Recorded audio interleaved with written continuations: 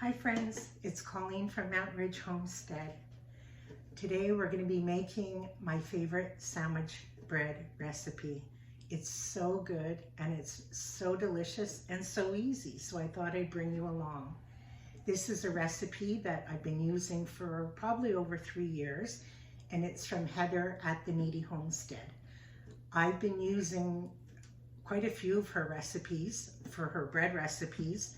I find they're very easy. She's a wonderful instructor. She teaches very well. I use a lot of her canning recipes. She explains things so well, and she's a very good teacher. So I'll often refer to her in a lot of my videos. And I'm proud to say we haven't been buying bread products at the grocery store for a really long time, probably 3 or 4 years. And I make all our own bread.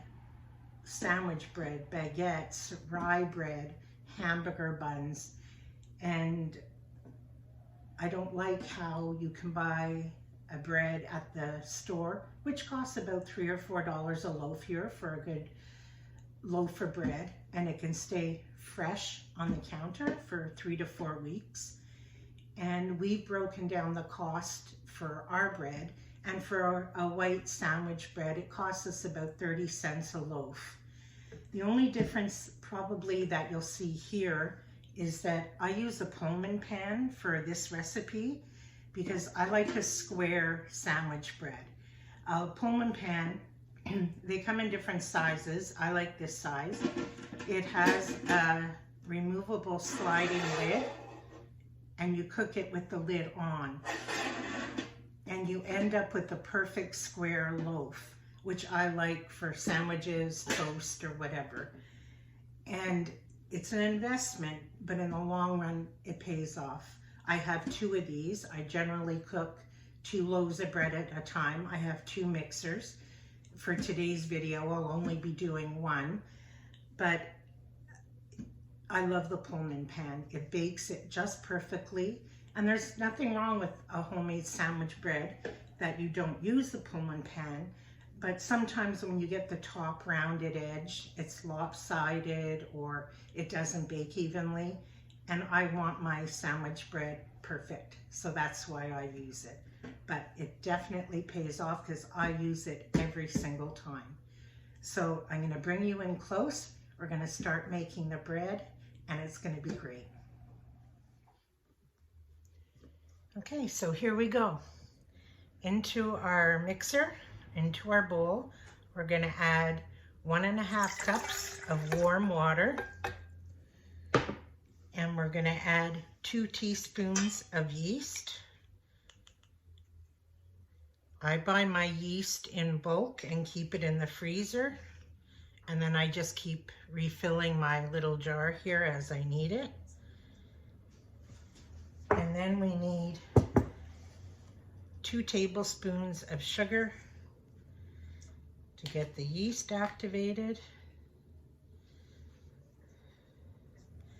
Give that a little stir. And then we're going to let that sit for a couple of minutes to make sure we have a active yeast. We're going to let it proof. I usually let all my yeast proof for a good 5 minutes. I want to make sure that what I'm baking is going to turn out. I don't want to waste all my ingredients. So I go a good 4 to 5 minutes, and I'm going to show you what it looks like when it's proofed. There, I think we're just about there. Take it off so you can see. It's all frothy, there's bubbles, and it smells like beer. So I think we're good. Put this back on. So to this, we're going to add approximately 4 cups of flour.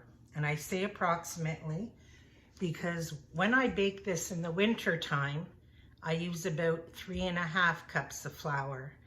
When I bake it in the summertime, I use about 4.5 cups. It all depends on the humidity in the air.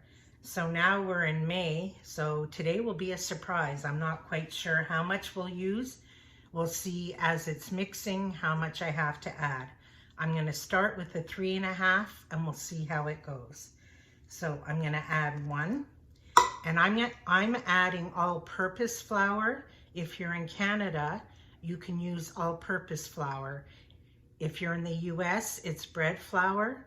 Canadian all-purpose flour is equivalent to the US bread flour.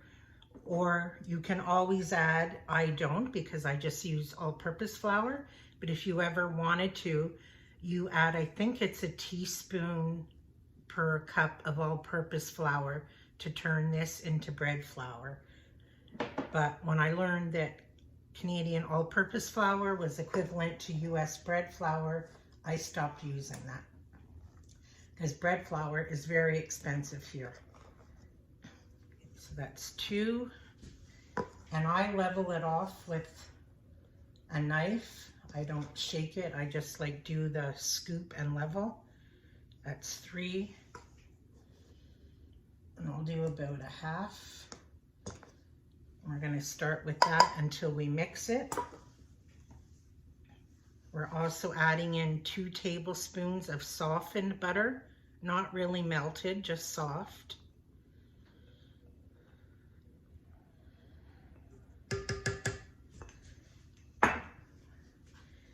And 2 tablespoons, I can't talk today, of dry whole milk powder.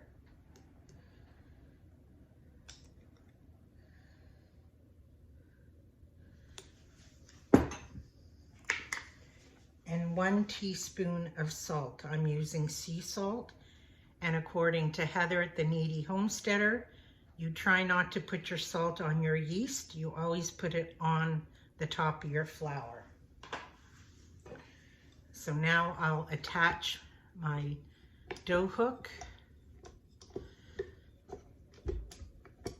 And I'm just going to put it on number 1 to start, just to get it mixed.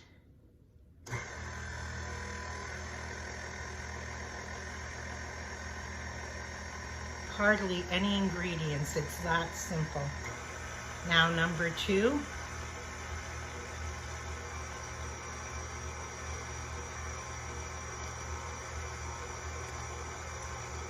And you'll see as the flour comes off the side of the bowl, that's how I'll know if I need to add more flour.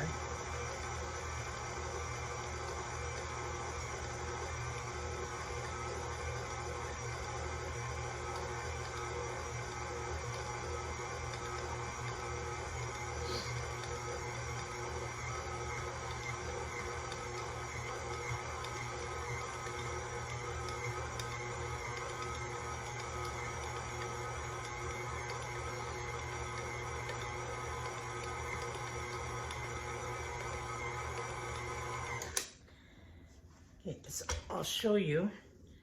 That's still sticking to the sides and it's still way too tacky. So I'm gonna get my other half cup of flour, but I'm not gonna put the whole thing in. I'm just gonna sprinkle a bit and I'll gradually add it until I see what happens.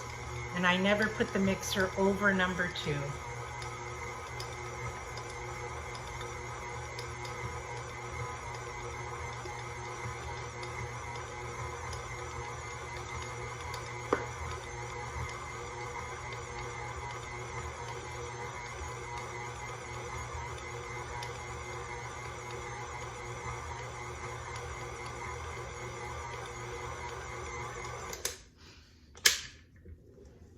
Just gonna scrape it down a bit so it's all mixed well.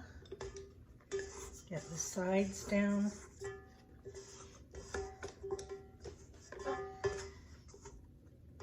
And that should be it.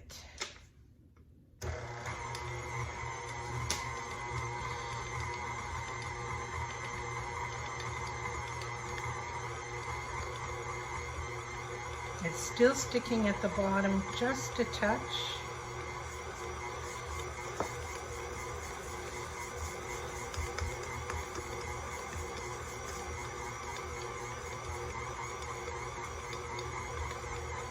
There, that's perfect. You see how clean the bowl is? It's gotten everything off the sides and the bottom. Now with the mixer on number 2, I'm going to set my timer for 5 minutes.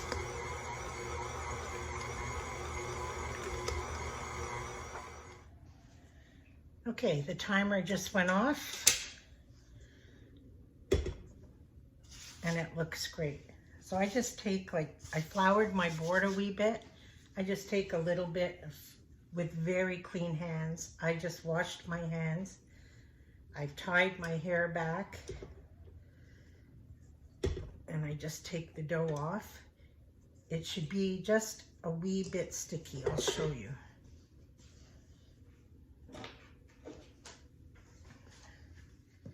So with my bench scraper, it comes out beautifully. See how nice and clean the bowl is.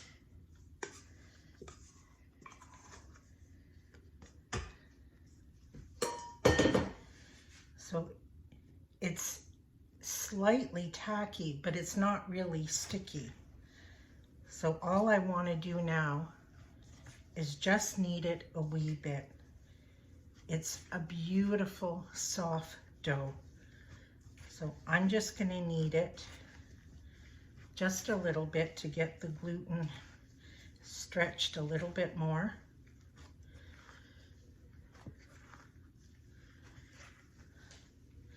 I love kneading bread.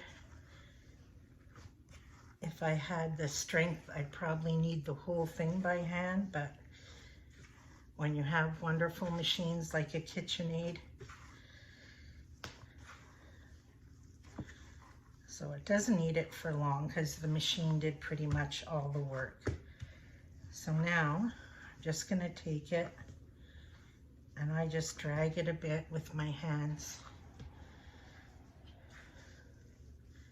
to form a nice ball.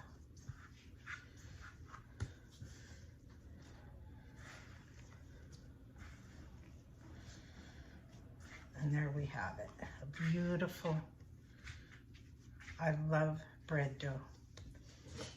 So now we're going to go back to our bowl. I'm just using olive oil. Take a good glump, swirl it all around.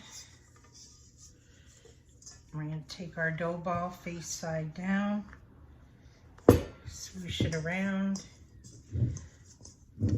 flip it back over, make sure it's nice and coated. On my hands.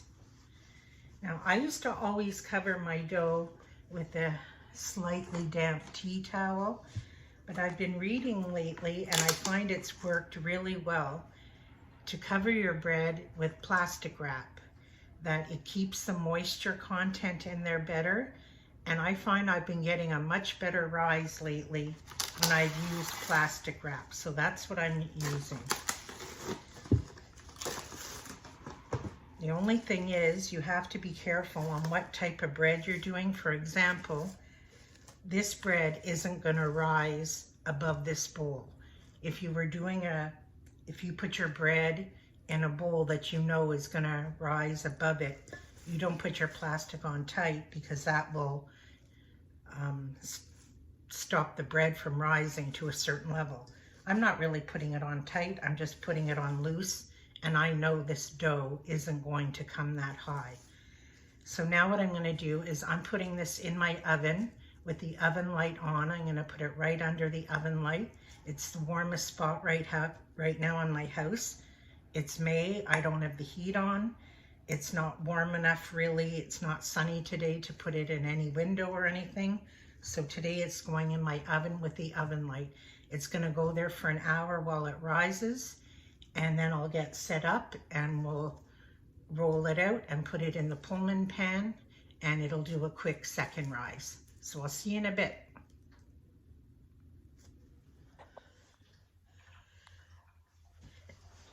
Yikes, the timer went off and I got busy.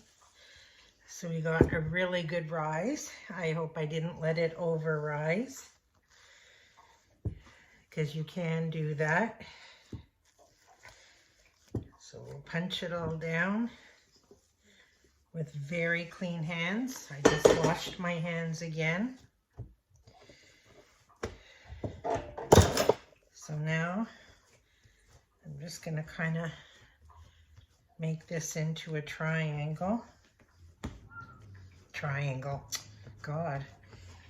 A rectangle kind of.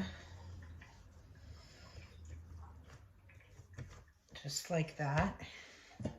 Because I want it about the size of my pan, and it's going to roll even longer when I roll it. Just make sure all the air bubbles are out.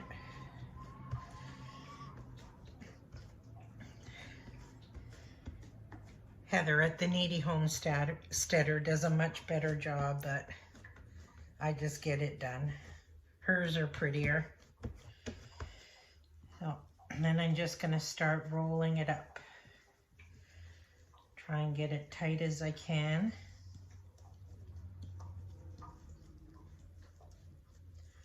First ones I try and get really tight. I don't know if you can hear the wind through my windows. It is a hurricane out there.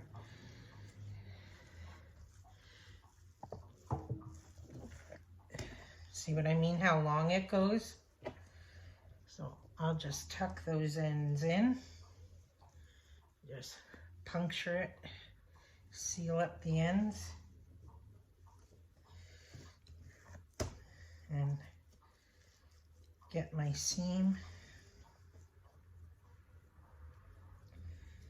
I like to take my time with this and make sure I've closed it really well.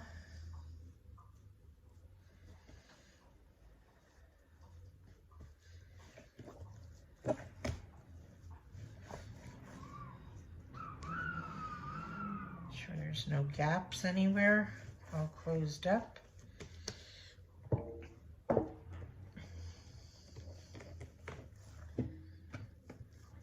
Now, you don't have to grease a Pullman pan, but I always spray just like the inside corners a wee bit just to be on the safe side, but they're kind of like self-greasing. You don't have to.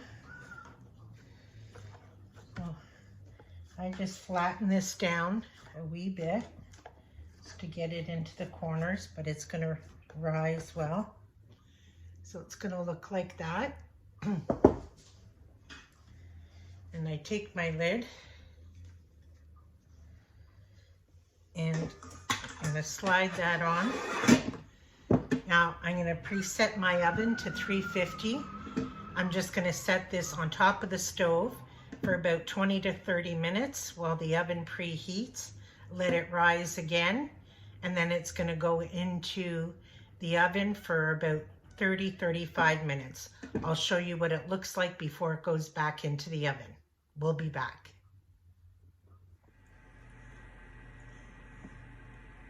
Okay, it's been rising for just over 20 minutes, and this is what it looks like.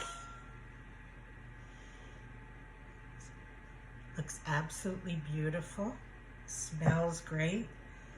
So I have my oven on convection, but I've done it both ways, on just regular bake or convection, and it's at 350, and I'm gonna cook it for 25 to 35 minutes. It always depends, like on the weather, whether I put the 3.5 cups to 4.5 cups. So I'll probably check it around 28 minutes this time. And it usually takes about the 30, but I always check it a bit before. I'd rather be safe than sorry. So when it's ready to come out of the oven, we'll do the big reveal. And here we go, fresh out of the oven. I let it cook for about 32 minutes. And look at that. And I promise it smells as good as it looks. Sometimes it fills out the pan right up to the edges. Again, that varies on whether I've used the 4.5 cups of flour, the humidity in the air or whatever. And honestly, it doesn't bother me. It turns out great. And it just totally slides out of the pan so easily. Now, I like a really soft crust, and there's two ways you can do that. You can take a stick of butter and rub it all around, which also gives an extra bit of flavor, but I don't really need to rub the butter all around. I put butter on my toast or whatever. So the other way I like to do it, that you can accomplish the same thing, is just by wrapping the bread in a clean tea towel, or a couple of them.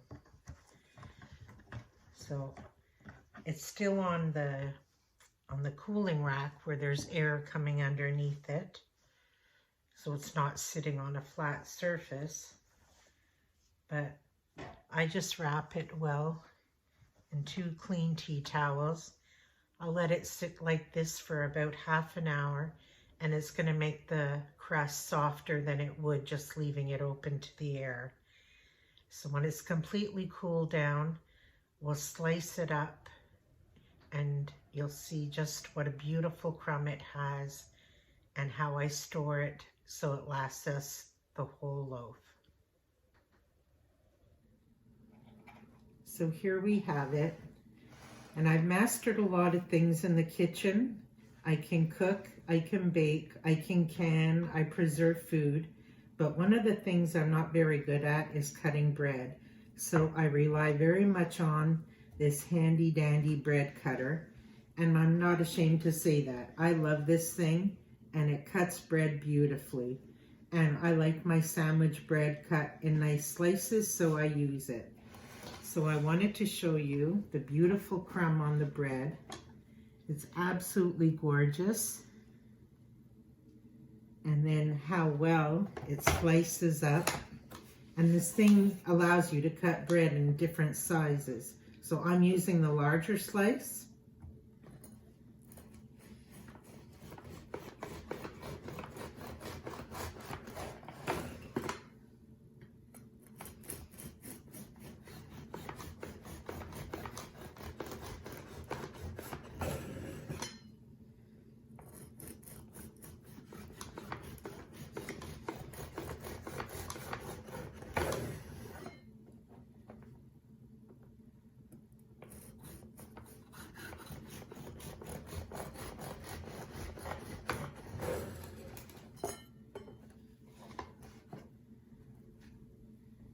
And look at that.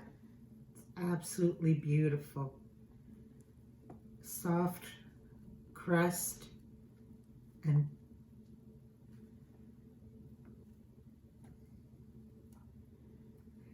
so I'm going to package it up and show you how I do that so it lasts us a long time. All right, so now we're going to package it up.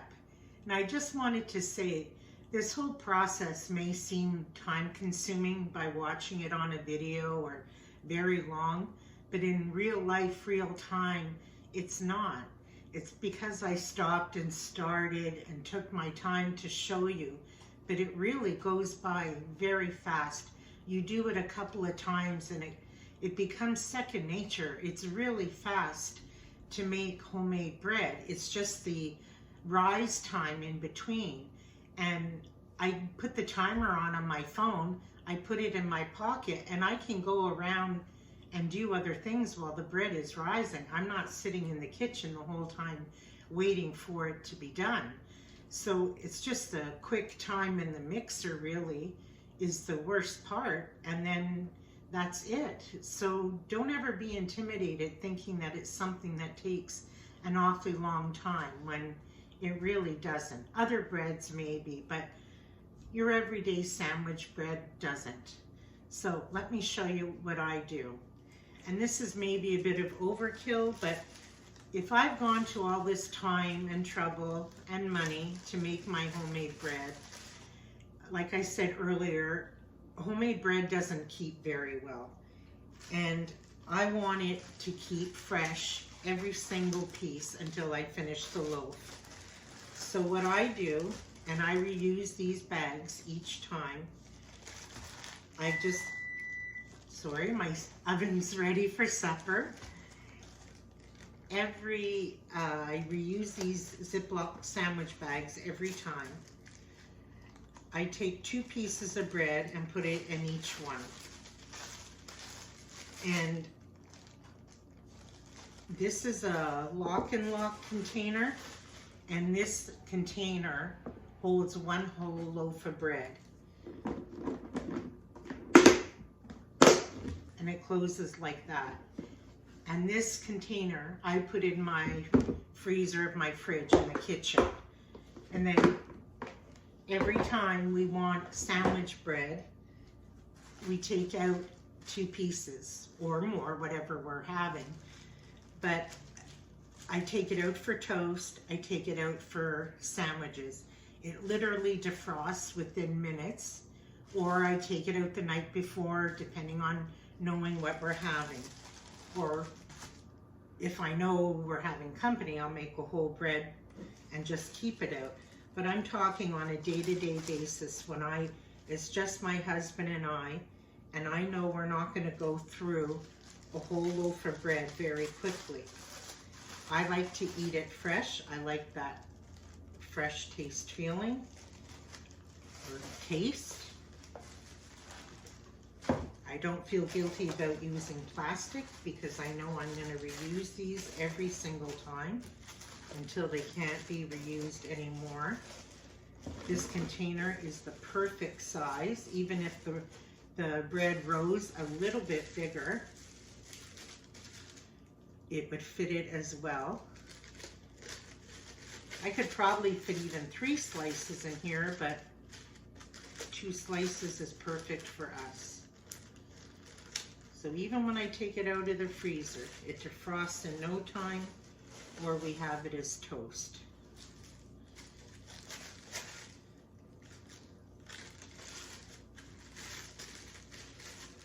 So I fit a loaf of bread in here.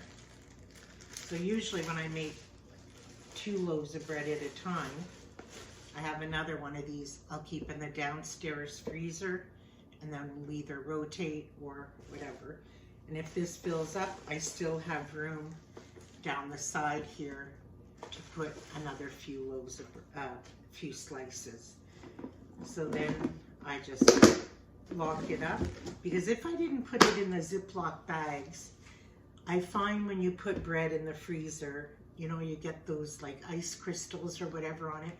I've frozen it in this container without using the Ziploc bags, and I find you still get that freezer burn ice crystal things on it. And I've frozen it just in plastic, and it's still not good enough for me. So I do this double layer, and each piece of bread is like it just came out of the oven each and every time.